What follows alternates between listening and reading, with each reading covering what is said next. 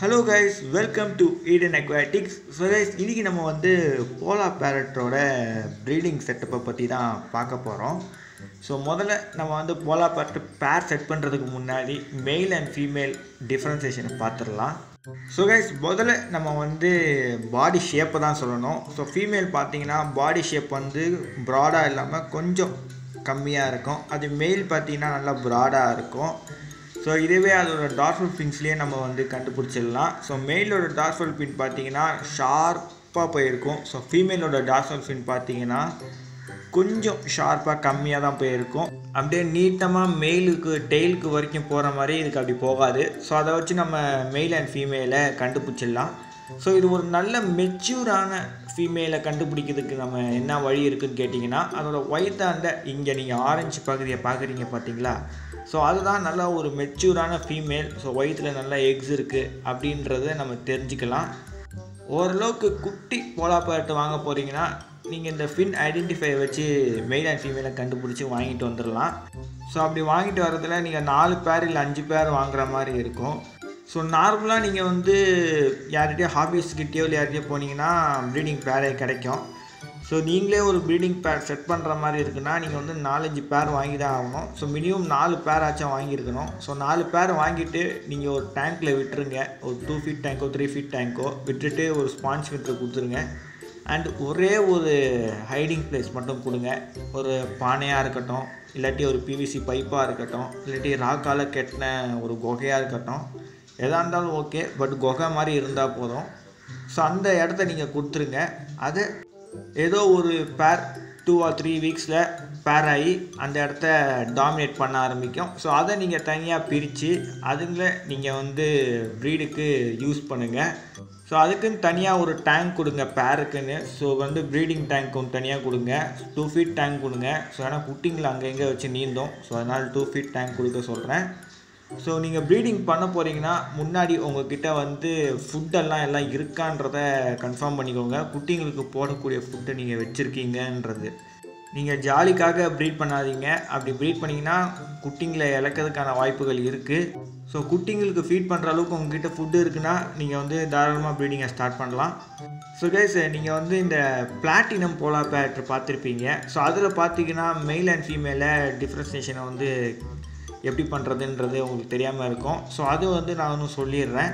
So இதுவே ஒரு platinum polar பேரட்னு வச்சுக்கோங்க. ஸோ இது ப்ளூ போலார் பேரட் தான், பட் இது எக்ஸாம்பிளுக்கு வச்சுக்கோங்க. ஸோ இதில் பார்த்தீங்கன்னா நீங்கள் வந்து இந்த ஒயிட்டில் ஆரஞ்சு கலர் இல்லாமல் மற்ற ஐடென்டிஃபிகேஷனை வச்சு நீங்கள் வந்து மெயில் அண்ட் ஃபீமேலை பிளாட்டினம் போலார் பேரட்டில் கண்டுபிடிச்சிடலாம். ஸோ அந்த டார்சல் ஃபின் ஷார்ப்பாக முடியறதை வச்சு நீங்கள் கண்டுபிடிச்சிடலாம். இல்லாட்டி நீங்கள் வந்து பாடி ஷேப்பை வச்சு கண்டுபிடிச்சிடலாம். ஈஸி நீங்கள் வந்து அந்த டார்சல் ஃபினை வச்சு கண்டுபிடிச்சிடலாம். ஸோ கைஸ், இப்போ நம்ம வந்து ஸ்பீஷியஸ் டேங்க் கொடுத்தாச்சு போலார் பேரட்டுக்கு. ஸோ ஒரு முட்டை வைக்கிறதுக்கான ஒரு இடமும், ஸோ அதுக்கான ஒரு ஸ்பான்ச் ஃபில்ட்ரு, நல்ல ஒரு ஸ்பான்ச் ஃபில்ட்ரு கொடுத்துட்டா போதும். ஸோ ஏன்னா தண்ணி கொஞ்சம் க்ளீனாக இருக்கணும். சிக்லெட்டை பொறுத்த வரைக்கும் தண்ணி நல்லா க்ளீனாக இருக்கிறது ரொம்ப முக்கியம். குட்டிங்க இருக்கும்போது இன்னும் ரொம்ப முக்கியம். ஸோ அதனால் ஸ்பான்ச் ஃபில்ட்ரு நல்லா வைங்க. அதுதான் குட்டிங்களை வந்து செட் பண்ணாமல் பார்த்துக்கும்.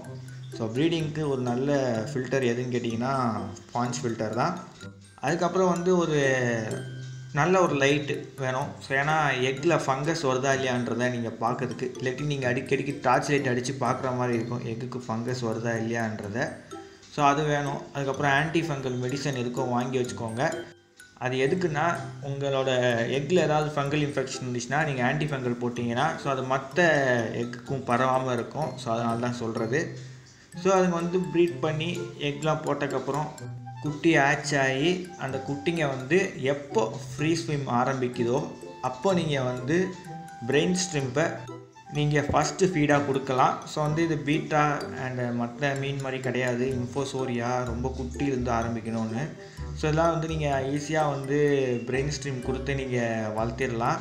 ஸோ பிரெயின் ஸ்ட்ரீம் கேப்சூல் வந்து நார்மலாக கடையில் கிடைக்கும். ஸோ அங்கே எங்கேயும் கிடைக்கலன்னா எக்கு யாக் கொடுக்கலாம். பட் எக் யாக் கொடுக்கும்போது தண்ணி சீக்கிரமாக கெட்டு போயிடும். ஸோ அதனால் அது ரொம்ப தலைவலியாக இருக்கும். முடிஞ்ச அளவுக்கு நீங்கள் லைஃப் ஃபீட் கொடுக்க பாருங்கள். இந்த பிரெயின் ஸ்ட்ரீம் இல்லாட்டி டாஃபினியா, மொயினா, ஸோ இதெல்லாம் நீங்கள் கொடுக்கலாம். ஸோ ஃபஸ்ட்டு ஃபீடாக இதெல்லாம் கொடுக்கும்போது மீன்கள் வந்து லைஃப் ஃபீடு கண்டிப்பாக எடுக்கிறதுனால மோஸ்ட் ஆஃப் குட்டியை வந்து நீங்கள் காப்பாற்ற முடியும்.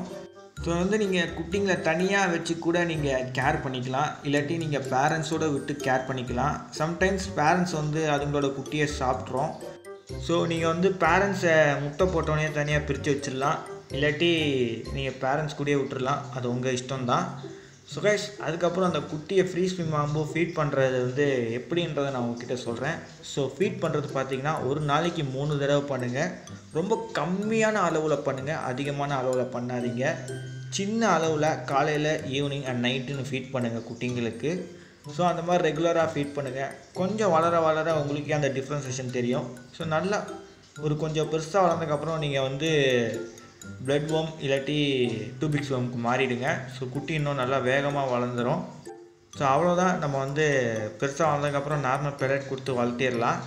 ஸோ கைஸ், மறக்காம நம்ம சேனலுக்கு லைக் சப்ஸ்கிரைப் பண்ணுறேங்க. அடுத்த சுவாரஸ்யமான வீடியோவில் வந்து சந்திக்கிறேன். இதோட விடைபெறுவது Eden aquatics. Bye bye guys.